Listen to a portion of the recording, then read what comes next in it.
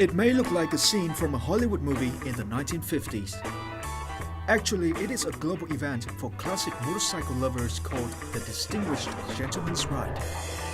Riders from all around the country gather to show off their bikes, dress in vintage fashion, and raise money for charity.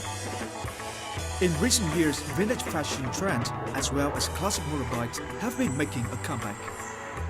They are once again attracting millions of enthusiasts. This is Công, one of the many young Hanoians who have fallen in love with the timeless charm of classic motorbikes. Xe cổ điển đầu tiên đặc trưng là hay phải sửa chữa, rất khó để tìm đồ. Ngoài ra thì nó có những đường nét rất là đẹp mà biểu trưng cho thời kỳ 60, 70. Khi mình nhìn vào những cái điều đấy thì mình thấy được cả cái vẻ lãng mạn của nó nữa. Đối với mình thì cái xe nó không đơn thuần là cái xe, thì mình muốn là cái xe khi mình làm nó thì chất liệu nó nào không quan trọng, nhưng mà khi mình sắp xếp nó vào nhau nó phải có câu chuyện của nó làm sao.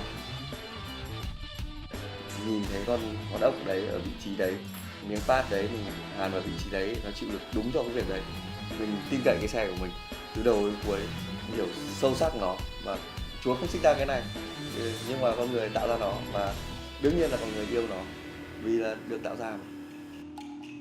Công considers himself a builder. He collects old motorbikes, adds new parts, and once again breathes new life into the machines. In 2013, Công and a friend from France named Mario started a project called Concept Art. They wanted a place where they can design, restore, and build classic bikes. Ở Việt Nam mình bình thường mọi người đều gọi là cái đũa, cái bát, cái này cái kia. Đấy, nhưng mà cái gì nó có linh hồn thì người Việt mình sẽ tự gọi nó là con, một cách rất là âu yếm.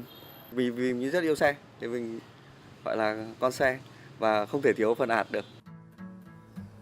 After 5 years of operation, Concept Art has become a meeting place for Hanoi's young motorheads.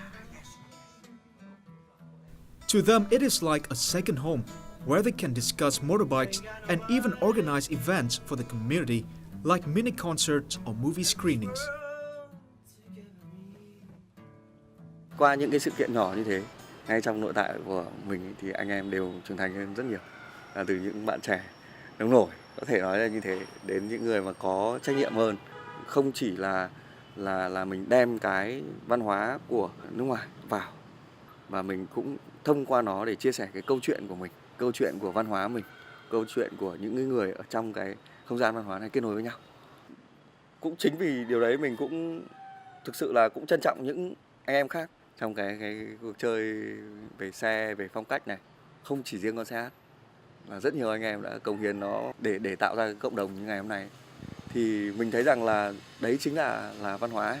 Đấy chính là cái vẻ đẹp của việc mình chơi cái trò này. Most of the members of Concept Art are young. However, anyone who is fan of cool-looking classic motorbikes like these is welcome to join.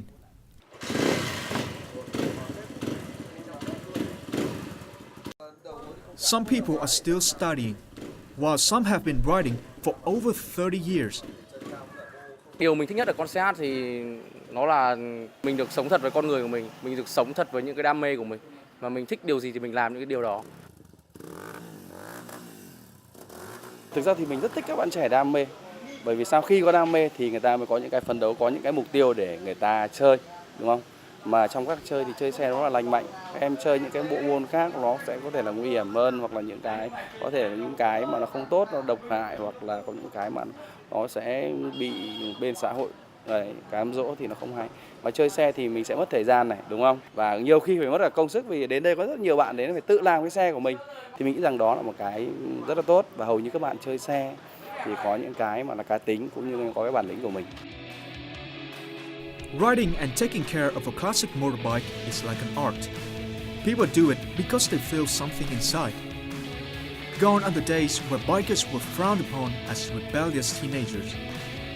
Thanks to the dedication and passion of Vietnam's young riders, gradually they are changing the old views, and a unique culture is now growing strong.